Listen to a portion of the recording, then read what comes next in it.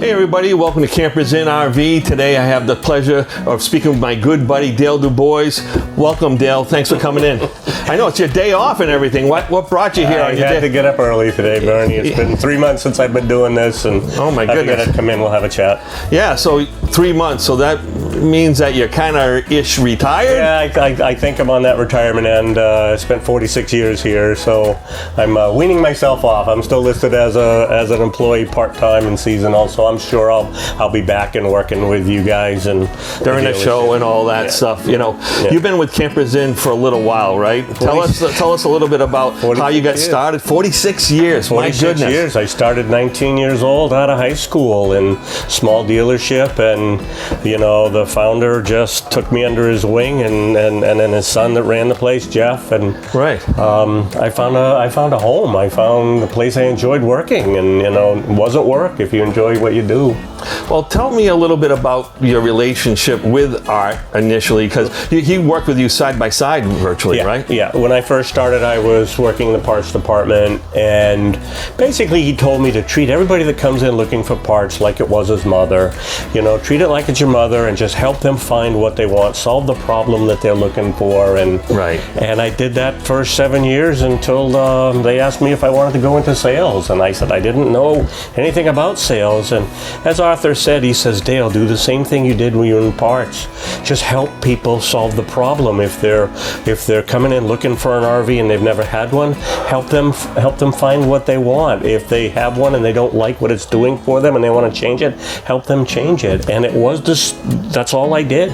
So sales here at Campers In, it kind of continues the same way that Art and Fran started this company. Jeff portrays the same values about, you know, treating people as you would want to be treated, and also just helping people, right? So we don't have to come in here every day thinking, okay, what's this great sales strategy? It's not about that, right? Correct. It really isn't. You know, they do teach young people, you know, that's the hard thing. Young people don't think they know how to sell, and that's actually perfect, because you don't want to sell something to somebody that they don't want.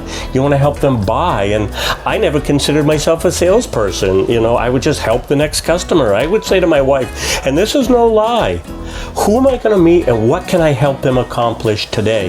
And that's how I'd leave the house every day. And 46 years, I enjoyed doing it. I come in on my day off to help on your retirement. That. Yeah, you come in and that. Yeah, you know, here's the thing is that you know, working at Campers In, you know, working with someone like you, it really gives us a reason to get up in the morning and go and say, hey, we're part of a team, we're part of a bigger thing. That's a big deal. Yeah, tell us a little bit about how you feel about the team that is Campers In. Even though we've grown, we're about the same still. Correct. Right? It's still a team of people. You know, if it's in the sales department, we're all trying to help each other. If I have a question, I don't have to worry about what person I can ask what. They're going to help me. If I need somebody to do something for me, it's like, hey, Bernie, can you go do this for me? I got a customer coming in. And by doing that, you create that team atmosphere. I've had customers time and time again sit down at my desk and say, wow, you guys seem to enjoy working with each other. and we do. It's no joke. We do, you know. Yeah, it's a little friendly competition, but it's more okay, if I can make their life easier today, maybe someone will make my life easier tomorrow when I need it. But it's really thinking about the customer first, right? Customer comes first. You do what it takes to make sure the customer's experience here is the best. And, you know, that's why we train the new people to ask the customers, what do you want? What can I help you with? What do you think you want? Are you towing it or driving it? And then also asking about the budget. You know, that's not a bad thing when we say, you know, what's your budget? What's your down payment? We don't want to overstep our bounds, right, and put our values on the customer. You know, so if we can ask them what they're willing to put for a down payment or what they're willing to pay for monthly payment, and then if we can't find something in those parameters for the customer, we ask permission Bernie, I don't have what you're looking for. You didn't like the two things that I showed you. With your permission, can I take your budget up a little bit? Might need a little more down, might need a little more monthly payment, maybe $50 a month. Only with your permission do I take you up. If not, we part friends and I keep a lookout for something that does fit your budget. That doesn't happen at other dealerships. Right. It doesn't. Right. It's we're not trying to stuff anything down anyone's throat. And so what does that mean to you when you go home and you're spending time with your wife and your family and, you know, and you've had a good day at work? You know, tell me about how that translates back home for you. It really does. You know, when people coming in here are looking to buy something that they want, not they need, you know, time and time again, I've left here with having a customer give me a hug. Thank you for finding my perfect RV. What other business can you, we're commission salespeople, so we're going to make a commission on that customer. Right. And the customer knows that. Right. But they say, thank you for listening to me and thank you for finding my perfect RV for now.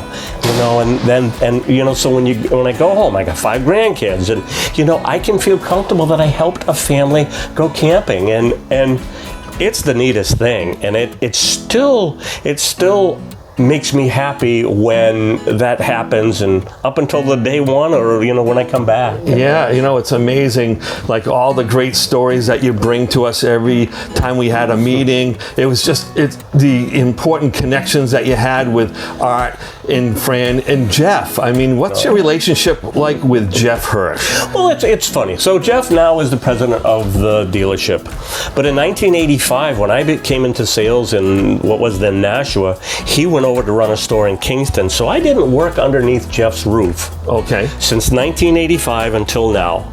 But yet we still text. I still check on, you know, his family, his wife. His son is running a store up in Chichester. And when Aaron was learning the ropes, he sat time in my office, sat down and was just kind of, why do you still enjoy this? And picking my brain and learning what it's like, and he's taken that. If anybody goes to meet Aaron up in Chichester, just a wonderful young man and doing a great job in that store. But you know, Jeff and I are always texting, calling, checking in. Even though he's living in Florida now, right? I've threatened to go visit him this winter down there. You should. But it's still the same guy. He's always worried about all the employees that he has. He's got 600 something employees, right? You know, and he thinks about them and their families. You know, they're not just numbers to him. We've had times back in 08, 09, things got a little thin in this industry, and Jeff was worried more about putting food on the table for all the employees and how are we going to keep these people employed. And it happened through COVID. You know, he was even worried about his manufacturers. He did not cancel one order. One of the few dealers that canceled no orders during COVID when things got really bad, because he was worried about the manufacturers and those employees. And he's a class act guy. He really is. You know, it brings up a good story that I had with Jeff, because I remember one time, you know, while we were in a growth spurt, I'm saying, Jeff, why don't we just pull some people in temporarily and put some people so we can help more folks, right? And he says to me, Bernie, you know, it's more important to make sure we take care of the people that are working here and their families, because I don't want to be the one to have to hire someone and then lay them off later on and affect them in a negative sort of way. And, you know, it's just like an overall, you know, thought of principle and security for the people that work here. You know, and that's what's always been that way.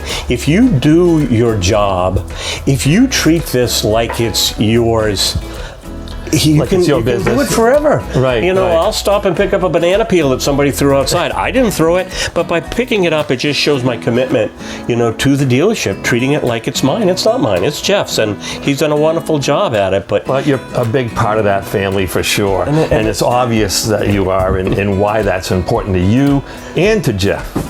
Correct, and it's easy, and I think it's coming down to the new guys that we hire, you know, listening to that and watching that. And you know, Mark's been here for 37 years and a little younger than me, so he's got a few more years before he follows me, but you know, he treats it like it's his own dealership, and that's a comforting thing when you're home, in the shower, getting ready to go to work, whatever, you know, what you're going into, you almost feel like it's your business, and it's a pretty nice place to work. Well, it's been an absolute pleasure over the last 15 years that I got to work with you and I got to work with Mark. I got to work with Dave Hirsch. I got to work with Joe Patrici. Yeah. It's an amazing family to be part of Campers Inn RV. Do you have any final words for someone who might be thinking about a career in the RV industry? Just give it a shot. You don't have to know anything about sales. You don't have to know. You have to have the willingness to want to help somebody. We can teach you about RVs, and you know there's so many things that we can teach you about RVs, and we can teach you how to help the customer look for RVs, and it's really that simple. You know, the future of this business is young people, and I've had the discussions with Jeff, and Jeff's nephew, Ben, is the COO of the company, so staying in the family. I've had the conversation because I want this business, and his business particularly, to thrive long after, you know, we're dust. And, right. you know, it's going to be young people that are going to start and, you know, have a career here. So thank you so much for joining us today. This is amazing. What a great insight you have, man. Love you so much, and I can't thank you for helping me to get started with my career. Yeah, I didn't hesitate in coming down here to visit with you, Bernie, and you know, anything that you ever need. In the 15 years we've been together, it's been like a brotherhood, and Right. you know, it's enjoyable. All right, man. Thank you. Awesome.